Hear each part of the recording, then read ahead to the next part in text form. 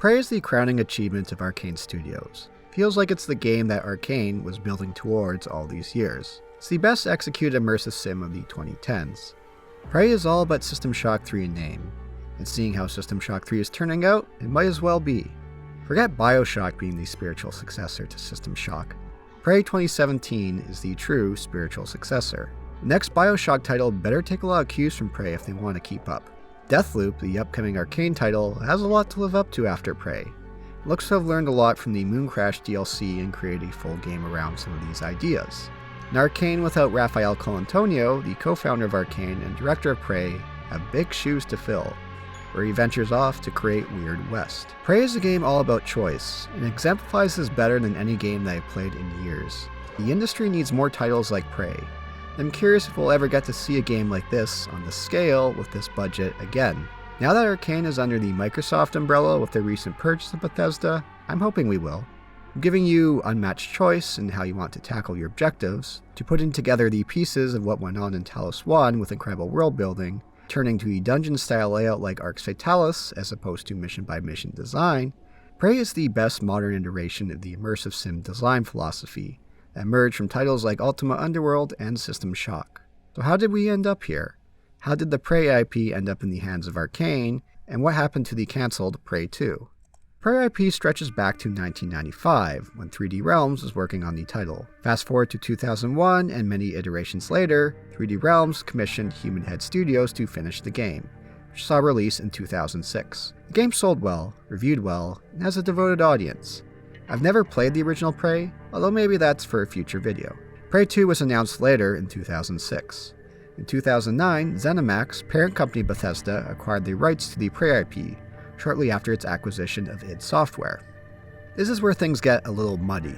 Development stopped at the end of 2011 after a couple years of development by Human Head Studios. Bethesda said it was essentially a tech demo and didn't live up to their quality standards. However, staff from Human Head said this was not the case, and they more or less had a game nearly ready for release. It's never been 100% clear what went on here. Looking at the demo footage shown here of Prey 2, it looks well put together. And funny that it didn't meet Bethesda's standards since, Fallout 76.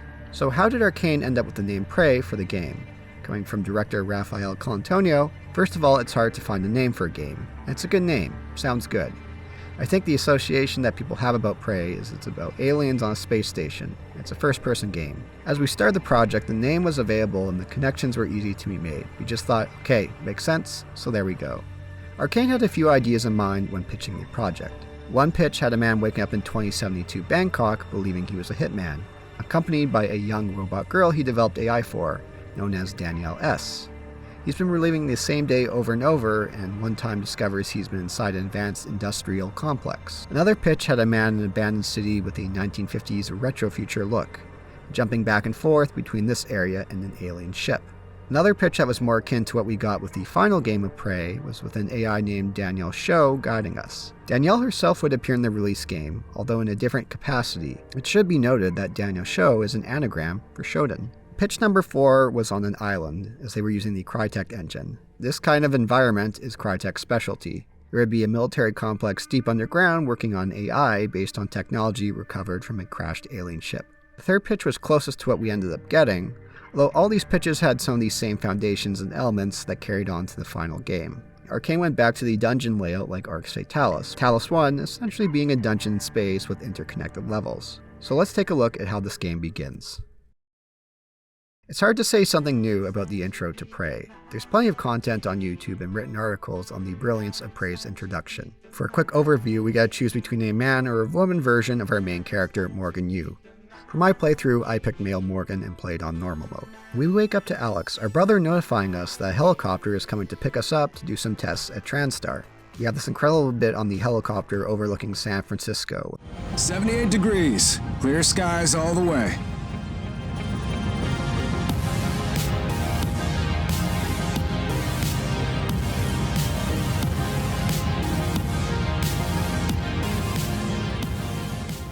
We talked with Alex and do a few basic tests, and then something goes very wrong. Is my coffee? It's empty.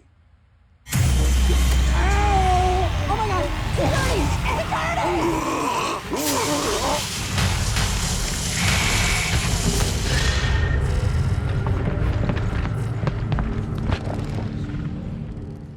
wake up again.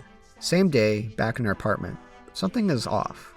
We get a call from someone named January. Smash the glass to our apartment and it was a simulation.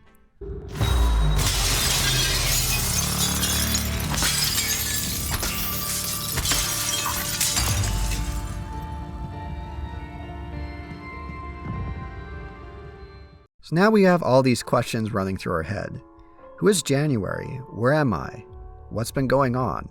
Where is everyone? How many times have I gone through this loop? It's a hell of a way to begin the game. In the first area, we're slowly introduced to some of the mechanics of the game, such as hacking, the glue cannon, neuromods, and the enemies of the game, the Typhon. We get to the lobby to discover that we are on a spaceship, Talos 1.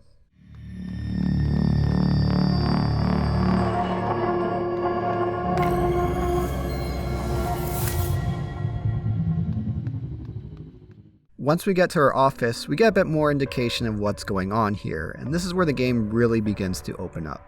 We have this unique situation of being a quote-unquote silent protagonist. While our Morgan doesn't speak, our operator January makes use of Morgan's voice. So let's discuss the world design of Prey. As mentioned earlier, instead of a level-by-level approach, Prey went back to the dungeon design of Arx Fatalis or System Shock. Sure, we have loading screens in between areas, but they are connected. As we progress further in the game, we'll open up further shortcuts. We'll be revisiting areas, plenty for optional quests, and a few times on the critical path. Backtracking can be a tricky thing to get right. Sometimes it comes across as padding. I didn't feel that was the case with Prey on the critical path. We'll have new hurdles each time we revisit old areas. When you first arrive in a new area, they seem quite large, even more so at the beginning of the game when you're weaker and have far less resources on hand. However, once you get a lay of the land and clear them out, you just realize how small and tightly packed each area is. There's very little wasted space in Prey. And I mean small, I mean it in the best way possible. While other developers love to dick wave how big their worlds are, Prey goes for smaller size but zero wasted space. This is just one of the aspects I wish other developers would take away from games like Prey.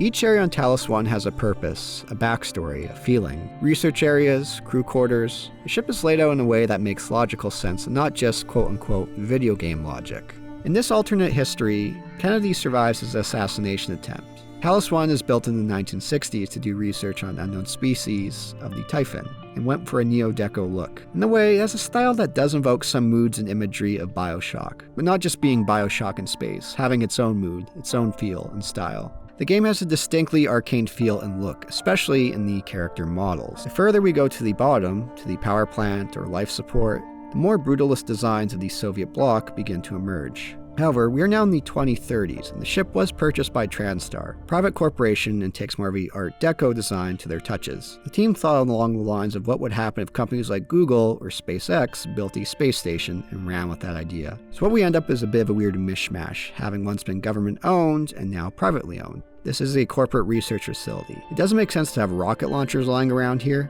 so we're limited in our options as far as guns go. But as we'll see, we have unpresented choices in many other areas.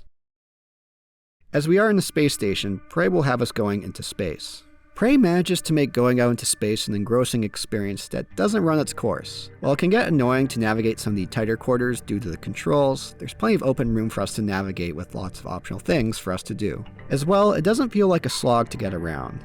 It's not super quick, but not super slow. What's also great is the scope of this station is in check, not feeling like it takes a million years to get from one side of the station to the other. Let's talk about the atmosphere.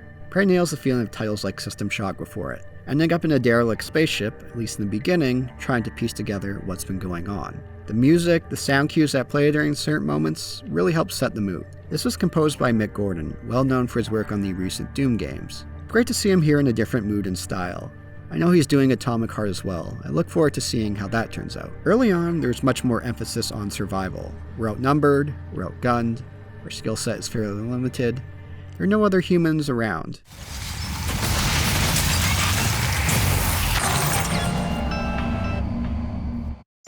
As we progress, upgrade our skills, become more familiar with the game systems, we'll also get to encounter other survivors along the way. This differs from titles like System Shock, where we never really got to encounter any other people face to face or alive. Let's talk about the gameplay flow. Starting in a new area, we get a feel for the place. We'll encounter the enemies, for the most part, the Typhon. Typhon is this unknown alien species that Talos 1 was made in order to research. And Prey follows the classic sci-fi trope of research on something alien gone wrong. The mimics, the first enemies we'll encounter, are a fantastic presence throughout the game. They can mimic anything, and with a close eye, we could see them with a light flicker, or something doesn't seem in its right place. Obstruction detected. Please clear out. Still, there's plenty of times where they catch me off guard. Their erratic movements add to their alien factor, and while not tough enemies, just the nature of them mimicking will keep you on guard throughout the game. Maybe not on a threat level, but as the game goes on, more of a startle level. There's a room with excellent environmental storytelling with sticky notes everywhere mentioning this item is not a mimic. Some of my favorite rooms in the game. Phantoms are the other main Typhon we'll be facing throughout the game. They have great sound cues.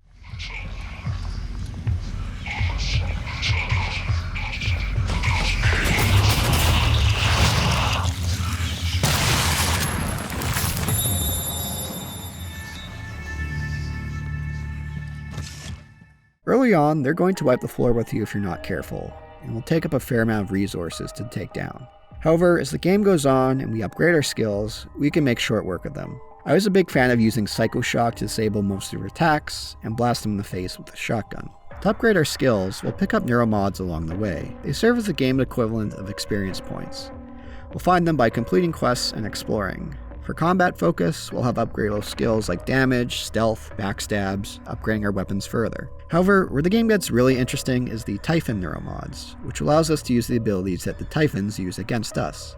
This is where the game really opens up in regards to combat and exploration options. While they do open up the game, there are consequences as well for doing so, not just from a narrative standpoint, but from a gameplay standpoint as well. If you install more than 2 Typhon neuromods, turrets will become hostile to us. Of course, we could still use them on Typhons, but just make sure you don't get in front of them. Oh, and we can also learn Mimic as well and become a turret if we want.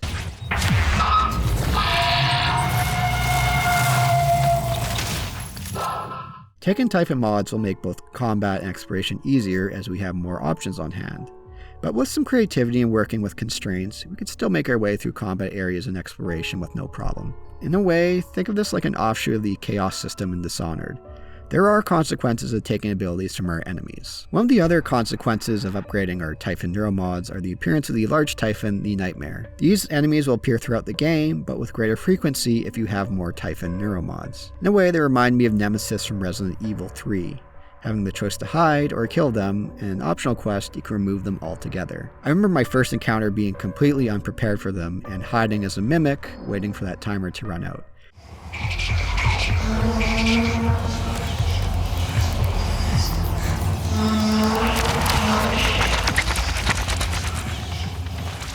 Later on, it was more of a bring it on situation as I had a better understanding of what I was dealing with. We have a few other Typhons as well that throw different challenges at us, such as the mind-controlling survivors or taking over turrets. There are points in the game where it shifts more to corrupted operators, which sadly don't have as much variety in strategies in compared to dealing with the Typhon. At this point, my weapons and skill set were well suited for dealing with Typhons, but not so much on the corrupted operators, which was a bit frustrating. Enemies will respawn when we visit previous areas, and it's a fair complaint. However, it does give the sense that this station's still slowly being taken over by Typhons. It's not the exact same enemies every single time. So beyond combat, when it comes to exploration, we'll find terminals full of emails and transcribes to get an understanding of what's been going on in Talos 1. Doors, computers, turrets can be hacked to open them up. The hacking minigame is super simple, quick, and to the point.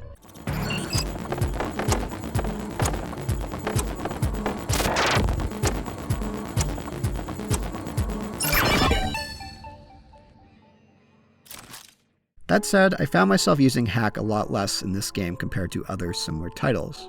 I do appreciate with computers how you don't need to focus on them 100% and block the world out around you. You can get a little more focused if you want with a button press, or you can simply walk up, move your cursor, and explore without breaking the flow. While exploring and from combat encounters, we'll come across tons of materials and junk that we could recycle at a recycler and create items at a fabricator. We could create guns, ammos, medkits, and more, but most importantly, neuromods, depending on how you play.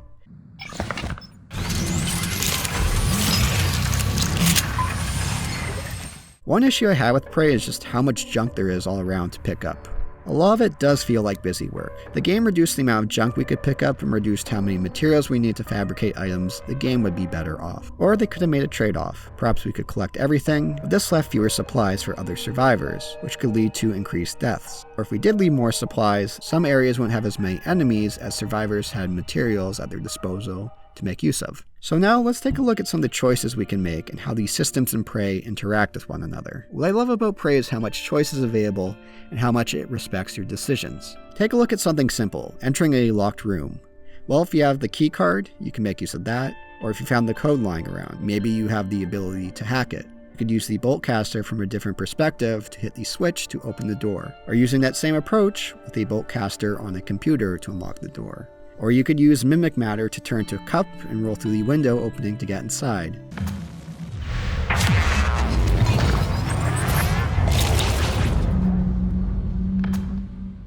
Maybe there's a maintenance access panel that you can make use of to get in. Maybe you could go through the roof, in which case you use your glue cannon to make a platform on the wall to get up to. Or you could use mimic matter to turn to operator to fly to the top. On the note of maintenance access panels, I do feel that they're much more naturally placed in the world. As much as I love the Eidos Montreal series of Deus Ex games, they could get a bit too reliant on spotting the hidden vent behind something to navigate around. I'm sure there's even more ways than I mentioned above to get through like a locked door, so please mention them in the comments if you do have other ways. How about another thing, moving large objects? We'll have a number of doors that are blocked by large objects that may be too heavy for us to carry. So how can we get past them? Well, with our neuromods, we could upgrade our strength to lift them straight out of the way with leverage. We can also pick up something smaller, chuck it at it, and see if that will move it. We can also make use of explosive containers. We can use mimic matter to fit through a small space available. We could use the recycler grenade to clear them out of the way altogether. Again, just the amount of choices that you have and the game respecting your creativity, I love it. I briefly talked about combat earlier, and of course we have our guns, our wrenches, we have various grenades you could use, and of course we have our Typhon powers as well if need be. The glue cannon here really shows its versatility not just in navigation but in combat. We could use them to build barricades to buy some time, but we could also use them to freeze enemies in place for a time. One that I love that I didn't really discover till later in the game is I use the glue cannon on airborne enemies like the Technopath or the Telepath, causing them to fall, and if the fall distance is great enough, they'll die on impact.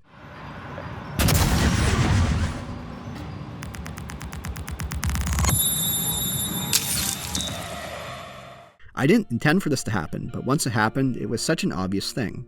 More or less in any situation, Prey will respect your choice. Sure, if you have enough neuromods invested into a skill, you could get through areas quickly, like hacking or repair, but with some thought and creativity, you could come up with alternate solutions. Doing a no neuromod run is entirely possible. Arkane took that into consideration. It's one of the things I love about Arkane titles. To go the extra mile for us players, even if just a tiny fraction of players would even consider trying a no neuromod run. They could have made it easier on themselves to have more skill or ability locks akin to a Metroidvania, but they didn't go for that. It's one of the best representations of taking influence from a tabletop role-playing game or an improv mindset. Games that were only limited to the player's imagination. To see this in a modern-day title, in what's mostly a niche genre, is so great to see. Arkane are masters of world building, and Prey is no exception. Keep a notebook with you. It's going to help you remember who is who, relations, projects, things they do. Arkane themselves made a PDF with every NPC in game with their department and location when it came to development. The game takes the classic System Shock approach of piecing together of what happened through transcribes, through emails, and as we get further into the game, we can make use of survivors as well to help flesh things out. Some of the more interesting characters and arcs are from Igwe and Michaela, which were written by Chris Avallone, who was brought in to work on the title. Michaela being the highlight, one because of our personal connection to her, as we had a relationship with her in the past, along with her ability not to use neuromods. As well, there's a situation with her father that we could discover our role in his disappearance. Now that I think about the whole aspect of January and other previous hacked operators helping us out with things that we've forgotten, it does bear a lot of resemblance to the Nameless One in Planescape Torment, a title that Chris Avallone worked on. I couldn't confirm through any interviews how much of this was Avallone's doing, but as he's used this approach before, I'm sure he had a factor in it. There's another character that Chris Avallone wrote who I found one of the most intriguing characters in the game, the man impostoring the chef William Mitchell. Your suit. What is in your name tag? You? M.U.? M.U. You killed this yourself. Ah. If you want to come in, be safe. You go. Get something of mine, huh? If you're observant, you'll realize he's not who he says he is. So this created a bit of an issue for me. I knew this guy was an imposter, so if I wanted to, I could just yeet him right there and then. But he was so intriguing, I wanted to see where this questline would go. It created a bit of a dissonance between gameplay and the narrative. Another funny thing is if you get the freezer code from him, reload and use it, he runs away. Again, one of those small details that Arkane knew that the player might try and had something in place for it. Tying in with the storyline of the fake chef is Daniel Sho and Abigail. At first, I was a bit off-put by this pairing. Their relationship comes off as a bit flat, and Abigail has eye-rolling dialogue of a dork. She comes across as someone who is way into quips and pop culture references. That said, that is what they were going for with her character. It's not like every other character is voiced the same way. I did like the shoutout to Arx Fatalis with their tabletop sessions, as Arx Fatalis is Fatal Fortress in Latin. As well, I really wish we got the chance to go out and save Danielle in space. I'll see what else I can do to help from out here. For as long as I can. Goodbye, Morgan.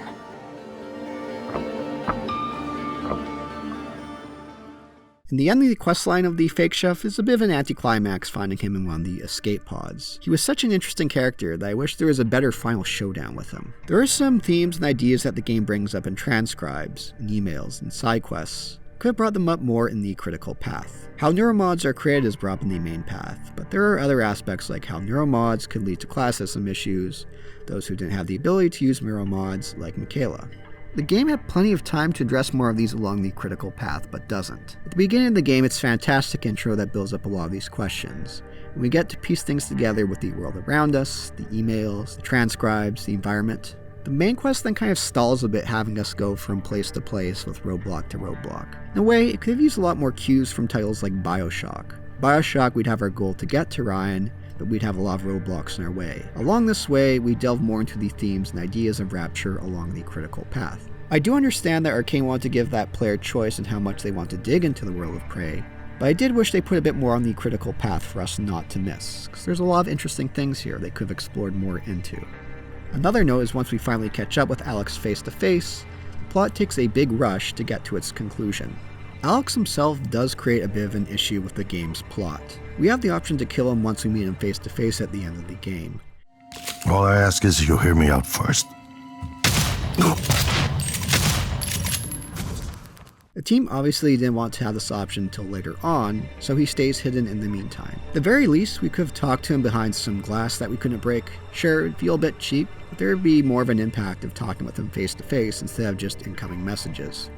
The game does spend a lot of time building up to our encounter with him, but stretches on a bit too long. Just as we're about to, Dahl comes in and adds another roadblock for us to go through.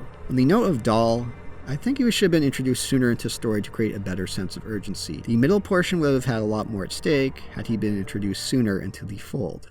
And then there's the ending itself, the one that follows post-credits. The reveal that this has been all a simulation, that we're a Typhon, and we're revisiting Morgan's memories. That we're being judged by our actions throughout the game.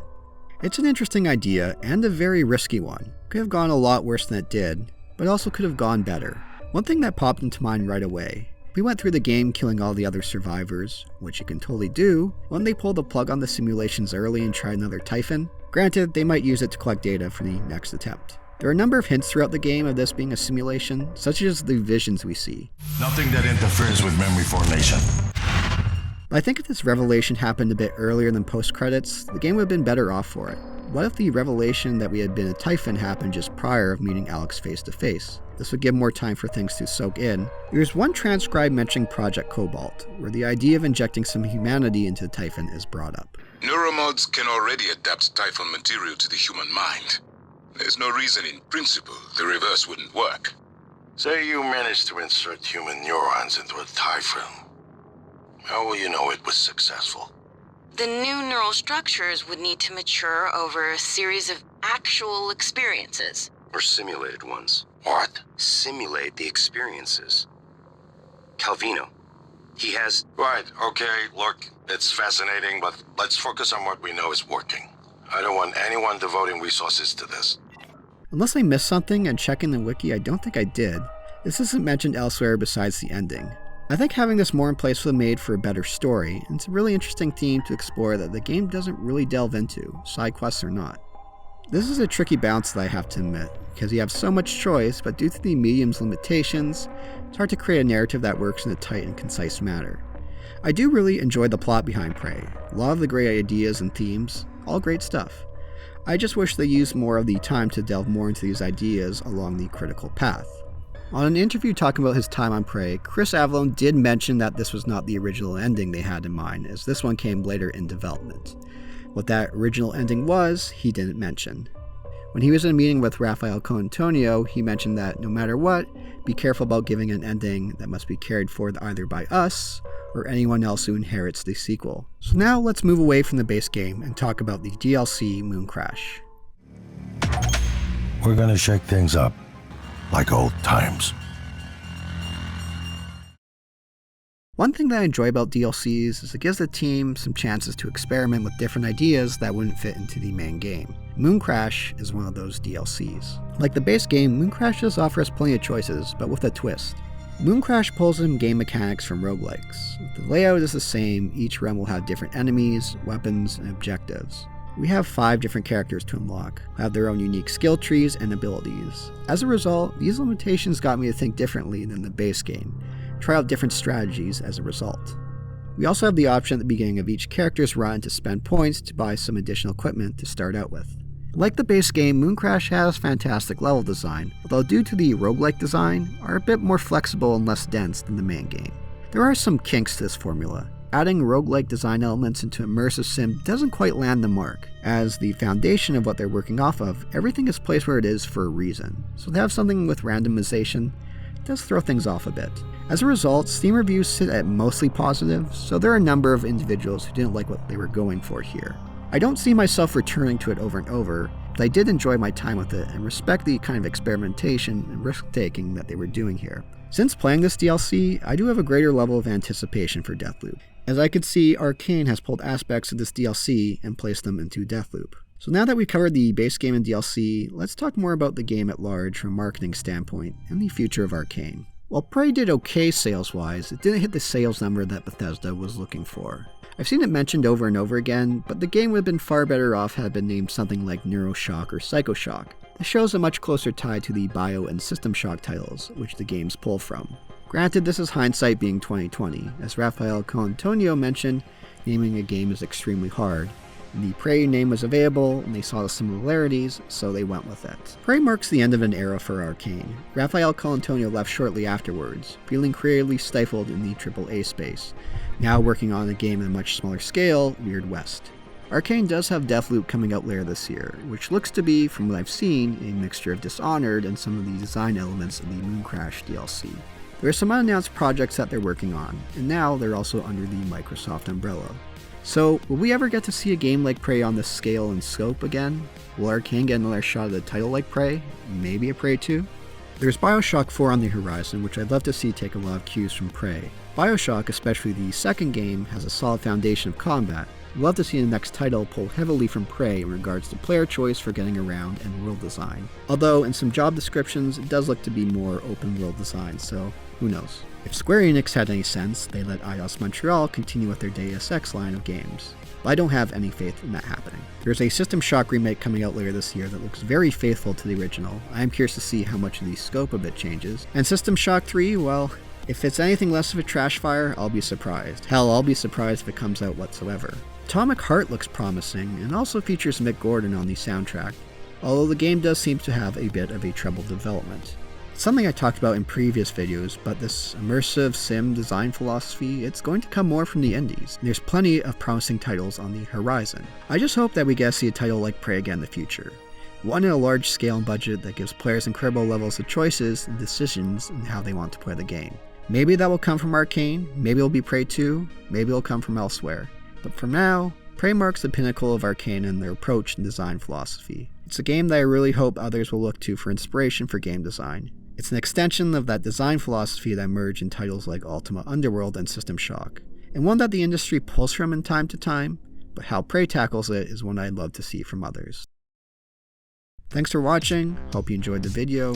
Like, subscribe, comment. Check out my Patreon if you want to support the channel further. Tier 3 subscribers here are featured in the credits. You get access to videos early, you get my weekly newsletter. Alright everyone, hope you enjoyed. Boulder Punch out.